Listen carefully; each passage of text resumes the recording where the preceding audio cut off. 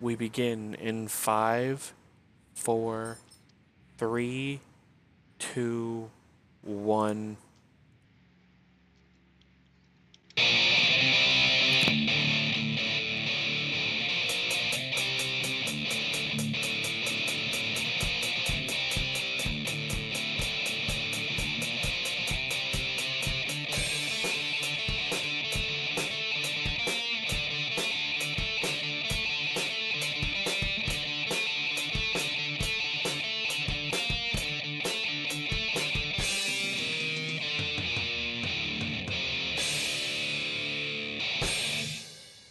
All right, welcome to our second game of the evening, the Mooseman. And that may be a bit of a misleading title because this doesn't actually involve actual moose man or moose man in the I'm super disappointed.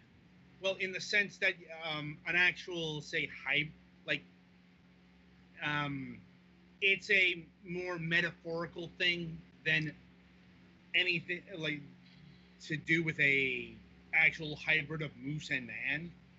Also worth noting, this game is not Canadian. I know that might be your first thought, but this actually hails from Russia.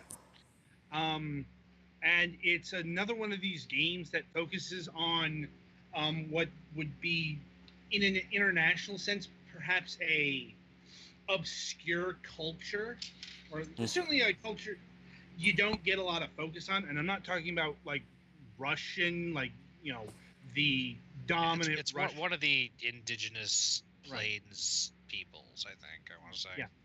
The Komi people, which is a Uralic ethnic group whose homeland is in the northeast of European Russia. Like, and the specific region is Perm-Kerai. I'm like, yeah, there's a whole bunch of Wikipedia reading on this. But we've got to move forward. But it does play out like a lot of other culturally focused games that I played beforehand. As in, it's based around one of their core creation myths, like where you are, well, you are the Moose Man, but what you are like you are a spirit walker type thing. Like you look like a man and really nothing like a moose. Like I was disappointed. I'm like and your job is to walk through the worlds. Like your job is to take like this fragment of, I'm trying to remember, like some ancient god from the lower world to the upper world, and that's the basics of your journey. A lot of this is learning about not just the creation myth of the culture, but the actual culture themselves. In fact, the collectible du jour is various artifacts of the Komi people. Inscriptions, a lot of paintings, a lot of symbolism things. Interesting. Yeah. Yeah, and I think like the specific Komi people are the Komi Chud. Now, I will admit, like this isn't like last week. This is an area really outside my knowledge, though I think that's the main point of this game, to educate people about this particular culture. I mean, especially since this game is almost a walking simulator. Um, in fact, you can put it on auto scroll if you double tap the arrow keys. And it may have been better served to just go full on experience routes, because like it's got game mechanics in it, but they always felt like an afterthought. Like oh right, we're a game, so we've got to do game things. Now, I'm not saying they're bad, but they were pretty bland most of the time. Like there were some high spots, like what amounted to the boss battles, but Other times, yeah, like the puzzle sequences, they felt like token endeavors. You know, it's like I really couldn't recommend this game on the basis of it being a game. You know, but we are in a different era than previous ones where that sort of thing isn't as important as it once was, at least to some people. Now, because yeah, I definitely recommend getting this on the basis of what it's conveying in terms of culture, like and that's right. That's down to the presentation. Like the music is one of those done only in spots kind of deals, but once again, it's featuring native music. Like they've got a native chorale orchestra going on here at certain points. And yeah, those are the highlights of the audio. Other times, the audio is just ambient noise or no sound at all. Now, all depends on what you're doing. Like, and you will see a variety of areas, and the main gimmick in terms of mechanics is a dual world thing. You can walk in shadow or light depending on like if you see it from the trailer or from the GIF. When you have that white thing over your head, that means you're either walking with the spirits or you're not, and progression depends on what plane you're on. You know, things like that. It's not terribly complicated, but once again, kind of the core theme is it's a serviceable game mechanic. Like, and let me see, pricing. So the game clocks in at $7 regular and $8.98 for the Mythic Edition, which is your typical soundtrack art book thing. Like, or you can get the DLC for $3, and I don't know why you would buy that separately, since really the best value is the Mythic Edition. I'm like, and yeah, I think that this is a recommend, unless you're unless you're looking to actually play a game. Once again, I know that sounds unusual at first, but once again, we are in the era where Dear Esther, Gone Home, the Stanley Parable, all those things are things, and critically acclaimed things at that.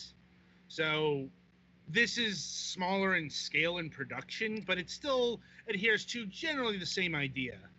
And personally, I think it would have been better if it just had dropped the game part. Like, although I guess they probably couldn't do it because it is also a pretty short experience.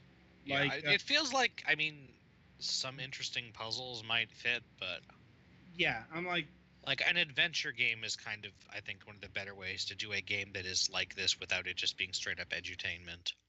Yeah, this like this is an edutainment title, full bore, because it's seeking to educate people about the Komi people and the region that this thing comes from.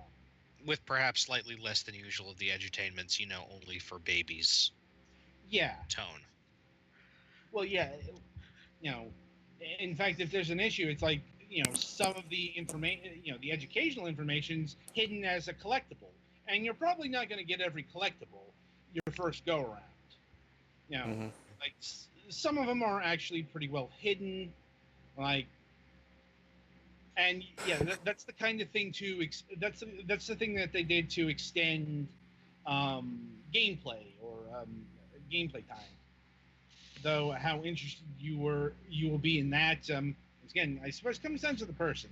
Like, I didn't really feel compelled to collect all of the artifacts, but completing the game, I cannot say it was a regretful experience. Just kind of a bland one in certain regards. And I'm trying to think if it's on any other platforms. Um, because it is on Steam, like it is on PC, but I do not think it is on consoles yet. No idea if they are planning on uh, releasing a console version. This okay. No, it is on consoles. Like it is on the Switch. Huh. Honestly, this is one of those ones Switch might be a better place for it. Yeah, it's on Switch. It's on the PlayStation 4. Let's see. Is it on Xbox One? It's on Xbox One. Apparently, it's on Google Play. Like Hmm. iOS. Is it on iOS? Like because yeah, I think this. I suppose this is the kind of game that doesn't suffer too much for being on mobile or something. Mm-hmm. No, it wouldn't. Like, in fact, it would control perfectly well on mobile. Um, yeah, yeah. No, it's on. It's on iOS as well.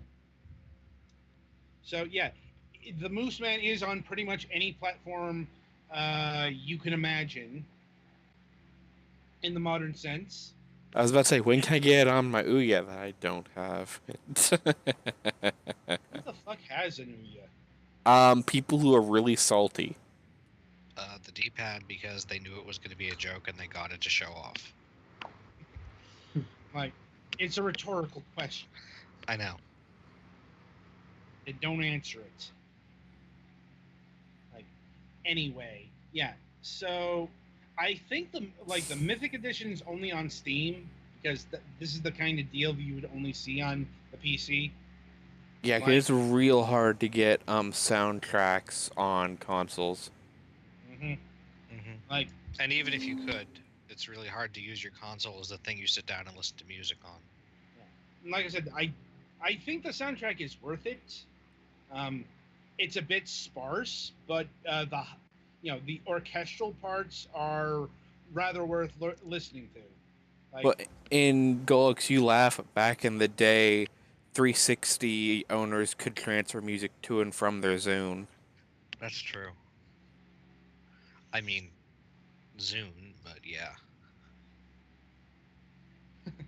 indeed. Anyway, so it's not the best. Like I hesitate. I hesitate to use the word indigenous peoples because admittedly, I don't know how like indigenous the Komi peoples are versus the Caucasians or Mm-hmm. any other groups out there in Russia. It's a you know it's a bit fuzzy. Like I couldn't tell you like if they were more indigenous than the others. Like Anyway, about games about cultures that are no longer the mainstream culture in the area where they're from. yeah, that yeah, this is a decent experience. Like I still think Never Alone's the high watermark in terms of these things. Like because that one had video about the Inuit culture it was featuring. Mm-hmm. Like if you've not played that game, it's a platform game that was developed and basically orchestrated by the Inuit peoples of Alaska.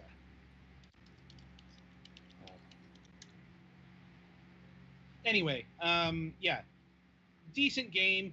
But if you're looking for a gameplay experience, I would not invest in this. Mm. Like, I, it's a complicated issue. Yeah, it's an experience, but it's not much of a gameplay experience. Yeah. But it is more of a gameplay experience than, say, Dear Esther or Gone Home. Like, you do have traditional game mechanics going on there. However vanilla they may be. All right, so that'll about do it for the Mooseman. Be sure to tune in after a short break for our third and final game, of which the entire panel has played. Toki Time Trial.